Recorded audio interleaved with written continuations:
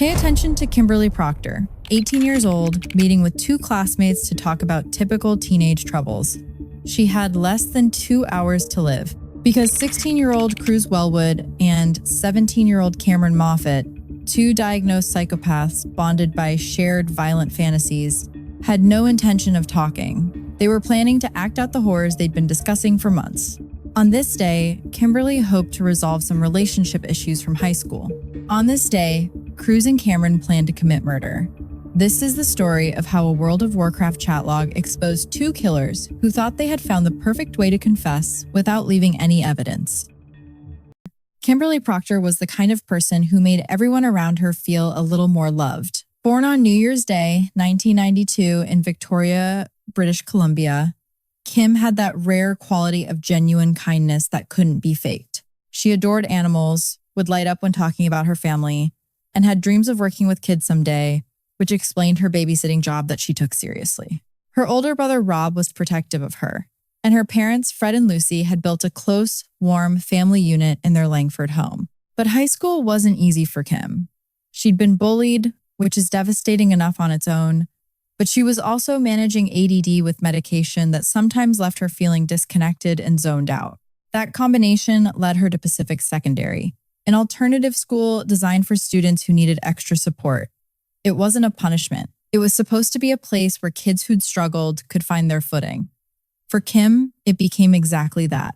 She made friends, started dating, found her people. She had no idea that two of those people were monsters wearing teenage masks. On paper, Cruz Wellwood and Cameron Moffat were just troubled teens. But beneath that surface, they were something broken that couldn't be fixed. Cruz carried a horrifying legacy. His biological father, Robert Deswan, was serving 15 years for beating 15-year-old Cherish Oppenheim to death in 2001. Deswan had a history of violent crimes against women and even escaped prison in 2017 before being caught the same day. Growing up with that shadow wasn't easy, but Cruz chose to follow his father's footsteps. Teachers described him as rude, arrogant, constantly stealing and destroying property. He showed severe antisocial behavior that got progressively worse. Then he met Cameron Moffat, and everything accelerated. Cameron, 1 year older, had been severely abused at age 3. By elementary school, he was already difficult to manage and dangerous. Together, they created a feedback loop of escalating violence. They set fires, crossed boundaries normal people avoid, and abused their own parents.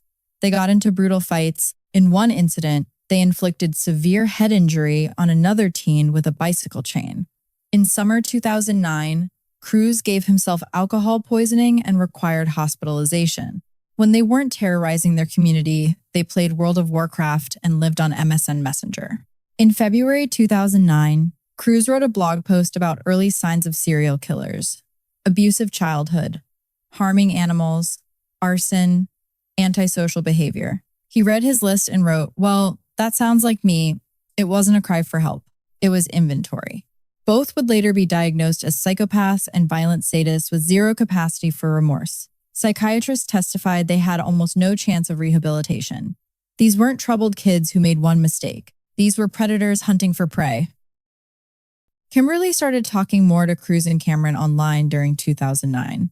Kim was a normal teenager using emoticons, talking about crushes, navigating high school drama. She dated Zach for a few months before it fizzled out naturally. Cameron developed a crush on Kim. His messages were creepy, pushing boundaries that should have raised red flags. She stayed friendly because they shared the same social circle. Cruz played it cooler, more manipulative. Kim developed feelings for him. They chatted constantly on MSN, sharing music and lives, building what Kim thought was genuine connection. Behind the scenes, Cruz and Cameron had very different conversations. They discussed increasingly depraved, violent fantasies, feeding each other's worst impulses, seeing who could go further. By March 2010, they'd decided. Kimberly would be the one. She trusted them. She was vulnerable. They planned it with cold calculation. The morning of Thursday, March 18th, 2010 started normally for Kimberly. She didn't have class that day. Her mother, Lucy, was heading out. Kim was home alone, probably looking forward to a relaxed day. She'd made plans to meet up with Cruz and Cameron at the Langford Bus Exchange in the center of town. They'd told her they wanted to talk about her breakup with Zach, help her navigate some friend group drama, typical teenage social stuff.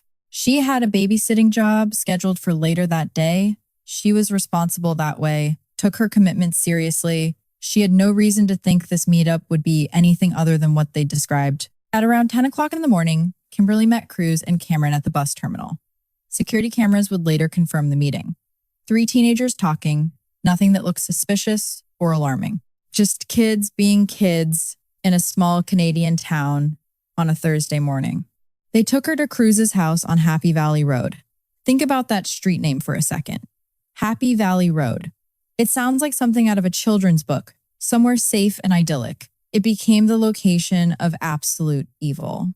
What happened in that house over the next several hours is something I'm not going to describe in graphic detail, because Kimberly Proctor deserves better than having the worst moments of her life laid out for entertainment. What you need to know is this. Cruz and Cameron had planned this.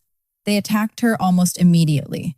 They bound her, gagged her, and subjected her to prolonged assault and torment. She was grievously harmed. She died of suffocation, terrified and in agony at the hands of 2 people she'd considered friends. The casual cruelty they displayed is almost incomprehensible. At one point during Kim's suffering, while she was still alive in Cruz's house, he took time to log on to MSN Messenger because a friend had messaged him wondering where he was. Cruz's response to explain his absence? He was just cleaning up. When the friend didn't hear back for a while and messaged again, Cruz casually replied that he'd been busy harming a classmate to death. Then he went right back to what he was doing. After Kim died, they put her body in a freezer. They kept her there overnight. Think about the level of detachment required to murder someone and then just go about your evening while their body is in your freezer. These weren't crimes of passion or accidents that spiraled out of control.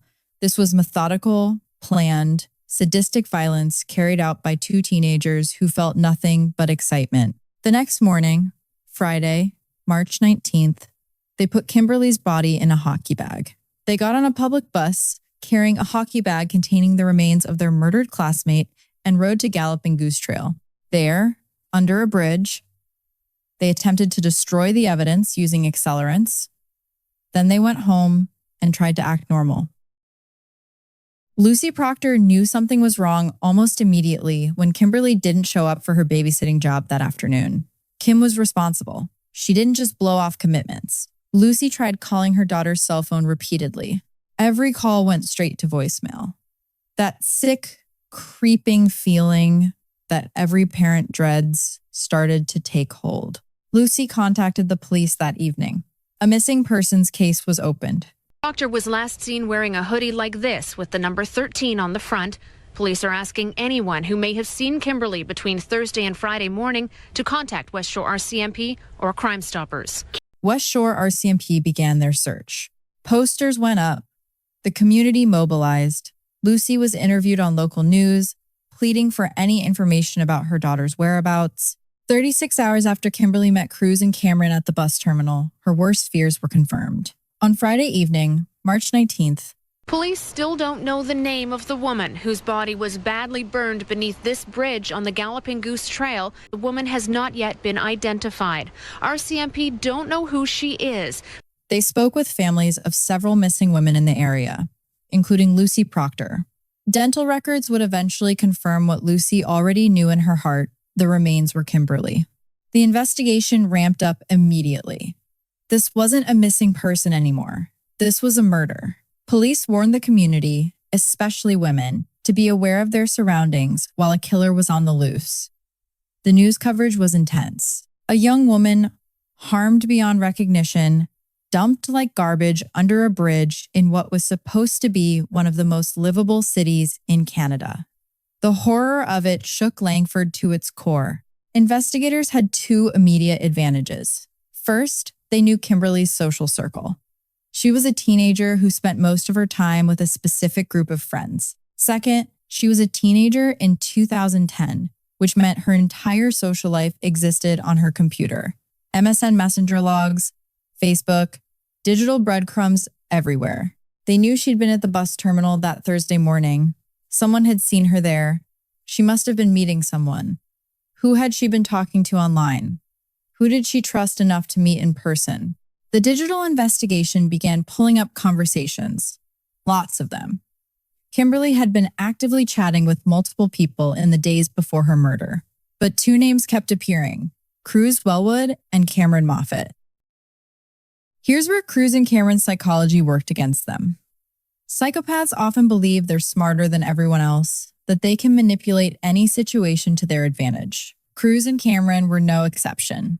They thought they'd committed the perfect crime. They thought they'd covered their tracks. They thought they were untouchable. Instead, they couldn't stop talking about it. At school, they'd make comments to other students about how they were glad Kim was dead, how they'd hated her. These statements were bizarre and alarming enough that other students reported them to administrators and eventually to police. Who talks like that about a murdered classmate unless they're either completely insensitive or involved? On MSN Messenger, they talked to each other constantly about how much they'd enjoyed killing her. 1 week after the murder, Cameron sent Cruz a message that read, "Since we killed that girl and it wasn't too hard, we should do it again." This wasn't regret. This wasn't even satisfaction at getting away with something. This was bloodlust. They wanted to do it again. Police brought both boys in for questioning, multiple times. And each time, Cruz and Cameron stuck to the same story. Yes, they'd met up with Kimberly that Thursday morning. They'd talked for a bit, then she'd left to meet someone else. Who? They didn't know. Where? They weren't sure. Suspicious? Absolutely, but not enough for an arrest without physical evidence. The breakthrough came from an unexpected source: Cruz's girlfriend. At the time of Kimberly's murder, Cruz was in a long-distance relationship with a girl from Halifax, Nova Scotia. 5 days after killing Kim, Cruz decided he needed to tell someone what he'd done. Maybe it was ego. Maybe it was the need to brag to someone who would understand how impressive his crime was. Maybe psychopaths just can't help themselves. He confessed to his girlfriend. The whole thing. Every terrible detail. But here's where Cruz's supposed intelligence failed him completely. He confessed over World of Warcraft's in-game chat system. His reasoning? He assumed the chat logs weren't saved. MSN Messenger conversations were automatically logged and stored. Email was permanent. But a video game chat? That would disappear. Right? No evidence trail. He could confess, get it off his chest, and there'd be no record of it ever happening. Cruz was wrong. World of Warcraft chat logs were absolutely saved, and his girlfriend, to her credit, was horrified. She immediately went to police and told them everything. Cruz had described the murder in detail, how they'd attacked Kimberly, what they'd done to her, how they'd disposed of her body, information that only the killers could possibly know. Police obtained warrants to monitor all communications from Cruz and Cameron. They bugged their phones, they analyzed their digital histories, pulling every MSN conversation, every email, every online interaction. They built an airtight case. On April 18th, 2010, exactly 1 month after Kimberly's murder, Cruz Wellwood and Cameron Moffat were arrested. Both were 16 and 17 respectively at the time of the killing, but both would be tried as adults given the severity and premeditated nature of the crime. The evidence against them was overwhelming. The digital trail alone was damning. Conversations planning the murder, discussions afterward about how much they'd enjoyed it, Cameron's message about wanting to do it again. Cruz's confession to his girlfriend provided details only the killers would know. Physical evidence tied them to the scene and to Kimberly's body. Initially, both tried to blame each other. Cruz, probably the more intelligent of the two, attempted to paint Cameron as the primary aggressor. Cameron tried to minimize his own involvement. Neither showed actual remorse. Their concern wasn't what they'd done to Kimberly. Their concern was getting caught and facing consequences. The recordings from when they were transported to court are absolutely chilling. These are two teenagers who'd just been arrested for tormenting and murdering a classmate. You'd expect fear, maybe shame.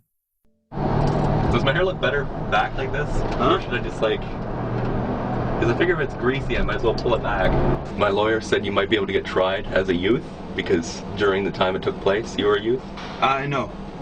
Possibly denial. Instead, they talked about their hair, whether they looked good, whether they might be tried as youths, instead of adults. They laughed.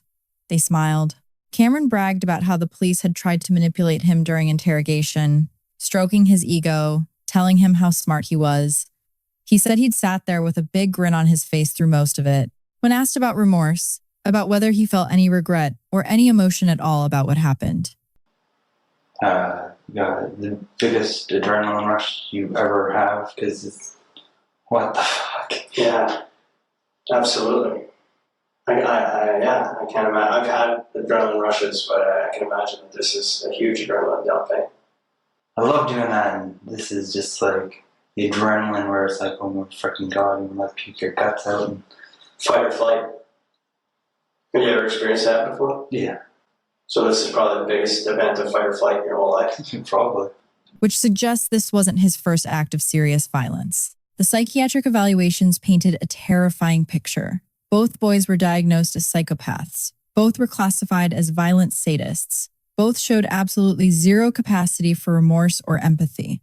The psychiatrist testified that rehabilitation was essentially impossible. These weren't troubled kids who could be helped with therapy and intervention.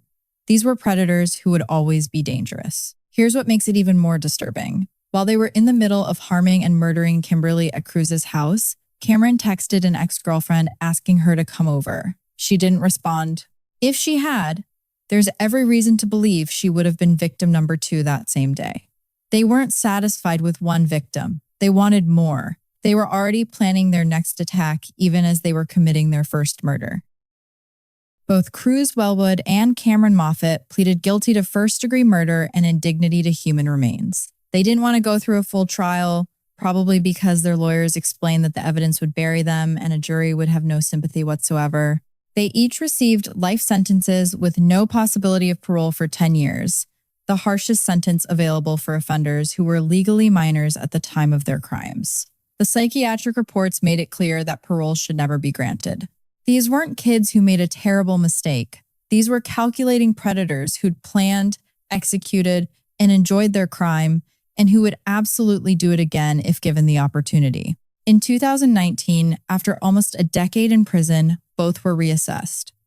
The evaluation showed 0 improvement, 0 progress, 0 development of empathy or remorse. The psychologist refused to support any kind of release. Cruz, diagnosed as a clinical psychopath, was denied parole in 2020. Experts found him to be at extremely high risk of reoffending.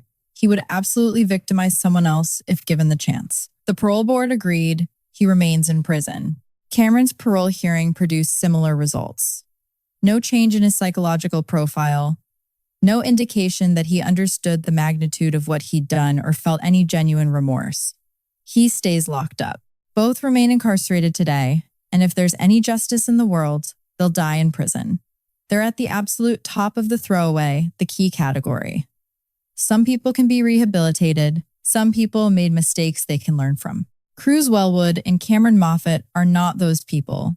They're exactly what the psychiatric evaluations say they are. Psychopaths who enjoyed tormenting an innocent person to death and who would happily do it again. In the aftermath of the case, major media outlets couldn't help themselves. CBS titled their coverage something along the lines of World of Warcraft murder, as if the video game bore any responsibility for what happened. NBC News went with a similar angle, playing into the tired, violent video games create killers narrative that was popular at the time. Let's be absolutely clear. World of Warcraft didn't make Cruz and Cameron into murderers. They were already psychopaths. They were already violent. They were already planning to kill someone. The only role World of Warcraft played was providing the chat platform where Cruz stupidly confessed because he incorrectly assumed the logs wouldn't be saved. The game didn't create monsters. It just helped catch them. This kind of sensationalist coverage does a disservice to victims like Kimberly. It shifts focus away from the real issues. How 2 diagnosed psychopaths with documented histories of escalating violence were able to access a vulnerable victim. How warning signs were missed or ignored. How the system failed to protect Kimberly from 2 predators who everyone knew were dangerous. Cruz had written a blog post about serial killer warning signs and basically said, yep, that's me, and somehow he was still walking around free, attending the same school as potential victims. Both boys had been identified as high-risk students with severe behavioral issues. Their violence was escalating visibly. They'd hospitalized other teens with weapons. They'd abused their own parents. Everyone knew these kids were dangerous, and yet Kimberly still ended up alone with them in a house on Happy Valley Road. Kimberly Proctor was 18 years old when she died. She had her whole life ahead of her. She wanted to work with children. She loved animals. She was kind and social and family-oriented. She trusted people who called themselves her friends. Her family has had to live with the unimaginable horror of what was done to her. Lucy and Fred Proctor lost their daughter in the most brutal way possible. Her brother Rob lost his little sister. The community of Langford, that most livable city in Canada, had to confront the fact that two teenage psychopaths had been operating in their midst. The case sparked conversations about how we handle high-risk youth, about early intervention for kids showing violent tendencies, about protecting vulnerable students in alternative education settings. These conversations are important, but they don't bring Kimberly back. What does provide some small measure of justice is knowing that Cruz and Cameron will likely never walk free. They wanted to be serial killers. They wanted to make murder their hobby. Instead, they're spending their lives in prison, their names forever associated not with fear and notoriety, but with pathetic stupidity. They got caught because Cruz couldn't keep his mouth shut and didn't understand how computer chat logs work. They're not criminal masterminds. They're not brilliant psychopaths who outsmarted the system. They're sad, broken, dangerous individuals who destroyed an innocent life and then immediately started bragging about it in ways that made them impossibly easy to catch. They wanted to be feared and infamous. Instead, they're just locked up and forgotten, which is exactly what they deserve. Number 11, cases like this raise painful questions about evil, about whether some people are simply beyond redemption, about how we protect vulnerable people from predators who wear familiar faces. Have you encountered people in your own life who gave you that instinctive warning that something was fundamentally wrong beneath the surface? How do we balance rehabilitation for troubled youth with protection for potential victims when the warning signs are so clear? The comment section is open. Share your thoughts, your experiences, your opinions on how cases like this should be handled. Kimberly Proctor deserved so much better than what happened to her on Happy Valley Road. The least we can do is remember her, learn from what happened, and keep the conversation going about how we prevent the next tragedy. Rest in peace, Kimberly. You were loved, you are missed, and you will never be forgotten.